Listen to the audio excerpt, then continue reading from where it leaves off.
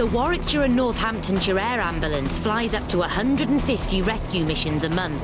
The helicopter is landing with another patient in need of emergency help.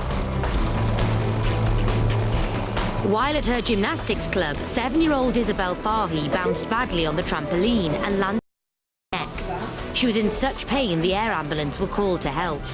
Just to clarify, she was on the trampoline, she landed on the trampoline or on the ground? She landed on the trampoline. The pain is basically C2, C3. No neurological problems, moving all limbs at all times. No other injuries, no? No other injuries at all, no. Dr. Paul Shon is part of the emergency team waiting for Isabel. The primary survey includes vital checks on Isabel's reflexes. Can you feel me where I tickle your foot there, chicken? Yeah? And that side as well? Good. Can you push me away with your toes? Yeah. Well done, well done. You're doing fine, mate, you're doing fine. ABC, we're happy, yeah.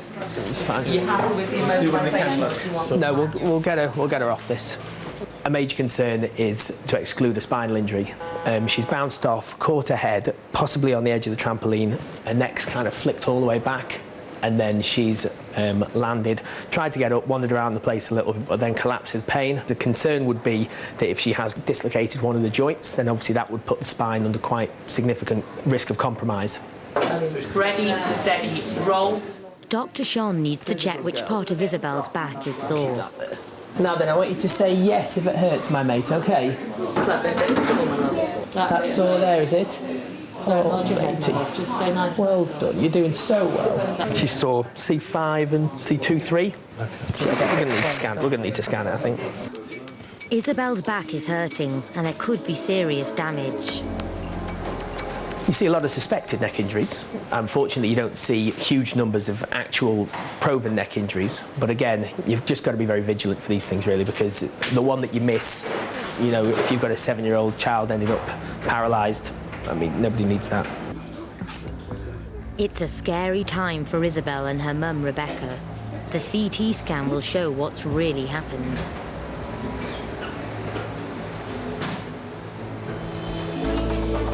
In another part of A&E, another drama is unfolding.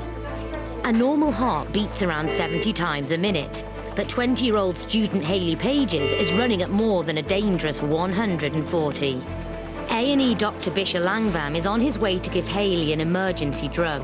You don't want the heart to go beyond 100. The normal is 60 to 100. You don't want a heart to go really, really fast for long. Sometimes it can cause what is called a heart failure. And if you've got heart failure, you have decreased blood supply to all parts of the body, which can cause them to collapse and die. Hi, my name is Bish, one of the other doctors here. Hayley's been having problems with her heart rate for 2 years now. This drug, adenosine, will stop her heart just long enough for it to regain its natural rhythm. So what happens is the heart is beating really fast, and with the medicine, we stop it for a while, the electrical activity. So in the hope that when it starts by itself, it will start in its normal way. Hayley knows exactly what's planned, and it will feel very strange. And you know that when we give the medicine, you might have a tight sense of tightness around your chest, lasting for a few seconds, and it will go away. Good, wonderful. You all ready? I'm quite happy. You go, mate. 6 milligrams and 6 a big milligrams and a flush. Okay. Okay. Yes. Okay. Good. Now take a nice deep breath. The effect of the adenosine is dramatic. On the screen, the top left-hand number is Hayley's heart rate. There we go. Well done. Good girl. Well done, well done. Okay, nice deep breath. Nice deep Wear off. breath. That wear off now. You okay? A little bit on the faster side. It's going to Yeah. slow down. It always does that. Okay, what we're going to do is repeat another ECG to see how it is. Okay. Good. Hayley's heart has slowed, but it's still running faster than it should. Dr. Langbam wants to do another ECG to check what's happening. Ready, steady, slide. Back in the resus department, there are fears that 7-year-old trampoliner Isabel might have broken vertebrae in her back. She's having a CT scan to find out for sure. Isabel's dad, Steve, was at work when he got the call that she had been airlifted to hospital. He's rushed to A&E, and Dr. Shon is telling him the story so far. She's come off a trampoline, Yeah. and then she's come down and she's complaining of pain in her neck. Now, anybody who comes off trampolines like this and hurts the neck, you've got a kind of a relative high index of suspicion, and certainly if they're sore to touch, So we put her through the scanner, and that will show us if she's done anything to her neck. I mean, I think it's pretty unlikely that she has, but still, you know, the risks of missing something can be quite catastrophic, actually. Yeah. So we play it safe with necks, really. Right. You're being so brave. You're being so brave. Isabel's head will have to stay in the confining blocks while there is still a risk she might have broken her neck. It's a frightening time for the family. When the CT results come through, Dr. Sean has answers. So we're going to look at the neck in various different planes. We're into the space where the spinal cord runs and then coming back round the other side. So the spinal vertebrae are nicely aligned. But this is the area of concern. So this is the second vertebrae. We're worried about the second, third, fourth, kind of around there. Again, you're looking for little cracks in the rings, all intact. This scan shows normal neck, no fractures. No worries. Guess what? Scan's fine, hey? Hey! It's a massive relief for Mum and Dad. Now then, I'm just going to move all these out the way. Cheers. Now just with your chin, I want you to lift your head up and put your chin on your chest. Oh, there she blows. Hey. You'll do for me. Okay, just nice and gentle, nice and gentle. That's better. How's that? Bit better? Yeah. Good. Encourage her to move it as much as she can. The stiffness will wear off over the next 6 hours or so. And I don't think there's anything to worry about. I think she'll be fine. All right. Yeah. All right, my mate. Well done. There you go. Thankfully, Isabel's able to walk out of A&E and go home with her family to recuperate. But Hayley Page is still in A&E. Her frighteningly rapid heart rate has slowed, but it is still running at over 90 beats a minute.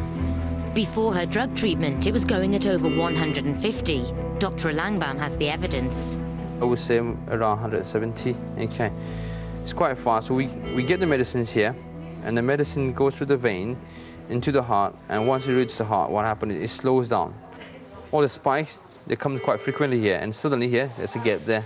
Slows it down, and it's come back to the normal rhythm. That's what we did. Stop the heart for a fraction of a second. Hayley's condition may well be genetic, but she was in her late teens before she knew about it. Well, it started probably about 2 years ago, I think, and I've had it about 10 times on and off, but I haven't really had it since Christmas. And I've had probably about 2 fat, really long ones, like today, and the others only ever last for about half an hour or something. The latest ECG shows an improvement.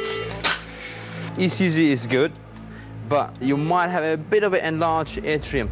Dr. Langbam's concern is that part of Hayley's heart may be enlarged and that there may be an abnormal murmur.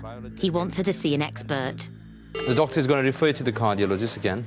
What we'd like you to do next time is, if you've got palpitations, sit down in a nice place, okay? Do not stand up because you might feel a bit giddy and dizzy. And then, if you can, blow through your nose by pinching your nose. Sometimes it might go away. There are some other few things like where your mother can splash with some cold water. Too terrible, okay? Okay, all right. I'm happy, her heart sounds are fine, but she should go back to her GP, and I've told her what to do if it happens again. Hopefully not, but if it happens again. Already, Hayley feels much better. I feel absolutely fine. Just want to go home.